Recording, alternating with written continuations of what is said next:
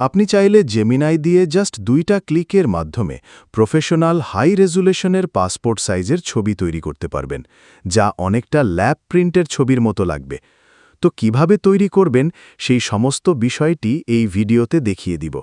ভিডিওতে দেখানো স্টেপগুলো ফলো করতে থাকুন এবং অবশ্যই আইডিটা ফলো দিয়ে রাখুন।